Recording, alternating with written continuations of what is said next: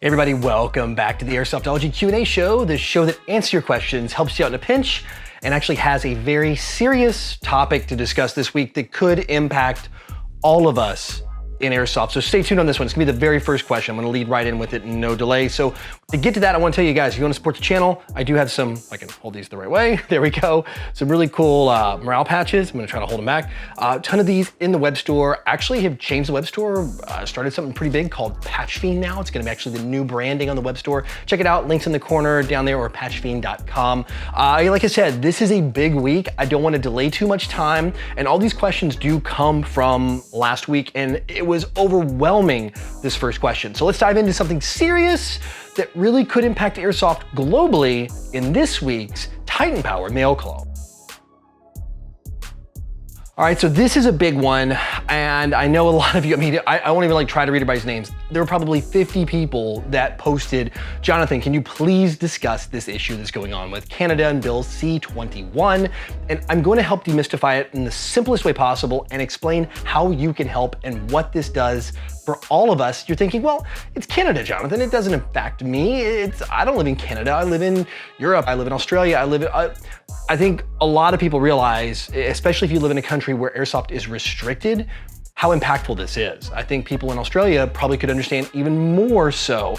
And here is the law. So Bill C-21 that is going through Parliament right now in Canada is attempting to reclassify any airsoft gun, and I'm gonna kind of demystify all the laws and the numbers and all that. Basically, anything that's considered an airsoft gun today in Canada, which is a power level of 500 feet per second and under, which is I think 124 meters per second is how it's written in the law, but it's 500 feet per second is what it translates to. And below, and there's a bottom end right now already defined in Canada, is considered a prohibited device. That means you can't have it. You can't own it, you can't buy it, you can't transport it, you can't bring it into the country, meaning you can't go to an event out of the country and come back in, you can't ship it in, you cannot sell it. It is done. This will effectively end Airsoft. The fields can't even promote it. You can't even take it out to a field. So anything above 500 feet per second is considered a firearm, and you have to get a firearm license to do that. And of course, you can't shoot each other with a firearm, and that's a very long and drawn out process, a lot of stuff going on. So essentially this bill, the section that's in question, is going to eliminate Airsoft in Canada. So what does that mean? It means that your favorite YouTubers in Canada out there, especially my buddy Dayton, is gonna be gone. There's a lot of great YouTubers out there. They're going to be gone because of this. Businesses in Canada, people who have jobs, and our industry I know a lot of you are in Canada or have friends that are in Canada that will not be able to play Airsoft anymore. So this is a very, very serious thing. And the reason this impacts everyone, the reason I want to tell everyone about this, again, if you live in Canada, you can fight this. You need to write your representative, let them know every voice matters. If you're outside of Canada, what we have to do is support everybody in Canada as best we can. I hope that somebody will set up a official fundraising event to help we can get maybe some lobbyists going, but it needs to be official through the industry. I don't want to just sort of throw money or recommend anything. I need to make sure it's right. As soon as I find out that there's a real one, I will get you a link of where you can go donate. I'm hoping somebody can start that. And I will validate it. I will double check before I send any links out to anybody to click, because I don't want people sending their money to a cause that isn't really gonna fix the problem. But when this happens, other countries will follow. Now, the law says it has to look like a real gun, designed like a real gun. So there is a loophole, not a loophole, the way they wrote it is you can have something that looks crazy and wild and doesn't look like a real gun. You're going, well, then Airsoft can survive, Jonathan.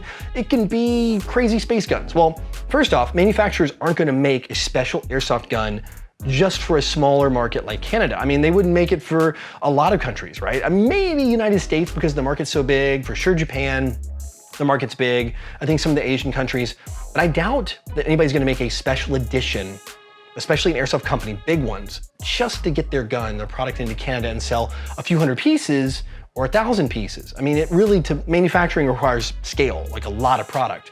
So it really will kill Airsoft in Canada. And then also, they'll use this law, other countries, as well, hey, it's working in Canada right now, so why can't we do it too? Oh, these companies are making these airsoft guns that don't look real. Well, we should force other people. So then we're all gonna be playing with Nerf guns, essentially, that shoot airsoft BBs. And not part of what makes airsoft so great is the realism. the immersion and all of that. That's what I love about it. You can collect all these fantastic replicas of your favorite real guns, and you get to go out and play in Airsoft and have a lot of fun. So this will have a ripple effect. Other countries, other states in the United States, cities, areas are going to point at this and look at it and go, wow, this is successful. What's next? The UK ARA, the United Kingdom Airsoft Association, the regulatory body, it goes away, and now they're gonna adopt this law because there's a lot of ties between Canada and Great Britain, obviously. The EU, is that next? There's a lot of big things going on here. So again, I urge you all to let's continue to watch this. Don't knee-jerk and react. As soon as we get a GoFundMe or something out there that's going to help support the proper lobbying against this bill, we're gonna do it. If you're in Canada, please write your parliament representative. If you're not old enough to do so, get your parents to do that. And I will continue to keep you updated on this. This is a big one that will potentially impact all of us, even though it looks like it's isolated, it really isn't. So stay tuned. I'd love to hear more about this, and I wanna bring some more attention to this, and I promise you I'll keep you updates over the next few weeks and months as this progresses. Gian Luciano writes, thoughts on the new GHK Glock? When do you think it's coming out? Yeah, this is a really cool design. The way they made it, I actually saw it at a show last year, early last year. It's been over a year since I've seen this thing, and it was supposed to be out at some point this year. I think things maybe were delayed. The way they made it is the slide actually was like a bolt carrier on a GBBR. Basically, it's one big piece instead of it being a bunch of small components inside. It was all milled out. It was this super high-end Airsoft Glock that was made in a different way.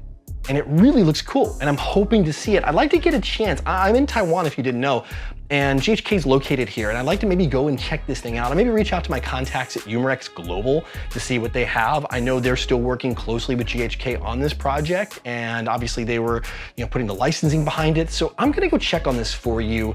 But for all intents and purposes, I was under the understanding it was going to be out either early this year or later this year if things stayed on plan. I know a lot of the manufacturers here in Taiwan and globally are dealing with supply chain challenges, getting materials. I mean, obviously half the world is closed because of what's going on. So I think some timelines have been pushed out, but I will keep you posted. So stay tuned. I'll give you updates as I find out, but I do believe potentially this year. I don't want to quote me because I don't have any like official records or anything like that.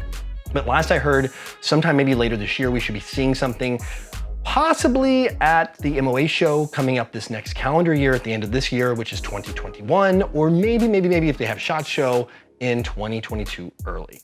It's Mr. NFL writes, how can I make my gun lighter? I have a KWA QRF Mod 1. Somebody who wants to make their gun lighter. I think everyone likes to add things to the front of their gun and all this stuff and make it heavier. So one thing about KWA, I personally, they make great products, but they do have quite heavy outer barrels. And I think that's probably one of your first modifications. If you want to get slightly technical, is to either attack the rail system or the outer barrel. I think the outer barrel is going to give you a lot of weight. Now, when you say an airsoft gun's heavy, typically what we're seeing is the weight in front of the magazine. So as you move from your grip out farther away from you, the more weight you add there, the more perceived weight it feels. Now, of course, the whole thing's gonna weigh more, but the more weight that's closer to your shoulder, when you're holding up the rifle, the perceived weight is less because you got your arm tucked in, you're using different muscle groups, and you're not using less muscles, you have like a lot more muscle groups to work with, so it doesn't feel as heavy because it's easier to hold. As it gets heavier out to the end and you get your arm way out here, and it's gonna feel heavier because you're only using these small muscle groups like up here in your shoulder and like on your top of your forearm and just a little bit of your bicep, and you're really straining, and that's why it feels heavier. So my advice is work at the front of your airsoft gun first and work your way back. So I would definitely say potentially change your rail system, although if you like the look of it, maybe not. I would look at that outer barrel. I think it's gonna be your biggest choice. Look into lighter weight outer barrels. There's a lot of them out there in the market. You might have to do a little bit of modification, so maybe check with the shop or a gunsmith or an airsoft smith to actually have that thing changed. That's going to give you the best results. If you have any flashlights or things like that, consider moving them a little closer down the rail or removing them if you don't need them for the game, or swapping out for a lighter version. That will help as well. I think those are the things that you're going to see the biggest gains on of that perceived weight. It's gonna help bring the weight of the airsoft rifle down. I think aside from that, there's not much you can do. Essentially, I mean, the internal parts and everything, they weigh what they weigh. The magazine's gonna weigh. I mean, if you wanna lower the weight a little bit, you can switch to plastic mid caps and you can go that route instead of a high cap magazine. That way, each magazine that goes in is going to weigh less because there's less BBs inside. So that's a possibility to help lower the weight. Also, maybe a lighter weight battery, something that if you're not already running like a lithium ion or lithium polymer battery, I highly recommend lithium ions, Titan Power. I know they're a sponsor of this show, the segment, but there's a reason I have them on board. I really believe in their product. That's a great solution as well if you want to move to something like that. And make sure it's to the rear. You want to make sure, put as much weight as you can that you have to have closer to your shoulder, less out, and you're gonna feel less heavy as you move. That can also give you a little more responsiveness because there's less weight you have to move as you acquire targets. So as it's closer to your shoulders, a lot easier you can move your body. Out here, you may have a little more because you're, again, using less muscle. So a couple tips, hope that helps, and maybe you can get it a little lighter or feeling a little lighter for you in the future.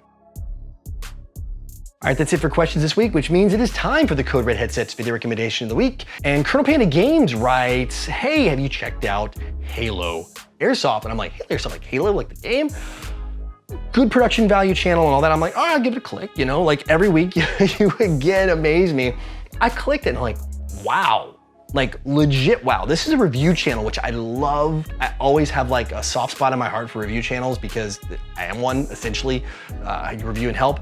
This guy, younger airsoft player, lots of energy, great in front of the camera, and his production quality is absolutely top notch. I mean, like, really top notch. It's like watching a premium YouTube channel. I mean, it really is. This is a good one. There's a little bit of gameplay mixed in, a little bit of action, a little bit of that, but primarily his channel is based around product reviews. And you can go back a couple years and see his earlier stuff and how he's progressed, and it is absolutely rocking. I mean, this is a fantastic channel. Again, blew me away with the production value on this one. Absolutely worth the watch. If you enjoy the reviews here, if you enjoy watching them, even as entertainment, a lot of times I watch reviews just as entertainment, like tech reviews and things like that. Definitely want to give this channel, Halo Airsoft, a look. And if you like what you see, definitely hit that subscribe button over there. And if you do, like, let him know I sent you. By the way, there would have been a little link in the corner that popped up or down in the description box. So it'll take you over to his channel so you can check it out. You have your own channel you want to promote or a channel you love, I would love to hear about it. Put it in the comment section below. Also put your questions for next week in the comment section below down here and we can talk about it. Any of your updates about the Canadian Airsoft bill, that's a pretty big one. C21, if you have more insight on that, I'd love to hear about it. And your experiences, maybe playing a MilSim event or things like that. I would love to hear about that as well. And of course, anything technical or not technical you would like to have answered about the airsoft world, I'm hopefully here to help you in any way possible. Anyway, if you like the channel, definitely a like really goes a long way to help the YouTube algorithm and gets this seen more and more of my stuff to bubble up to the top of the front page of YouTube. And if you want to help support the channel, check out the web store. Again, like the link was in the description box below. It's patchfiend.com, and you can go check it out. If you like what you see, check out some of the cool morale patches there. Pick up a few of those, and it really does help a long way going support Airsoftology's channel. So until next week, go out, play some Airsoft, have some fun, but no matter what you do, call your freaking hits.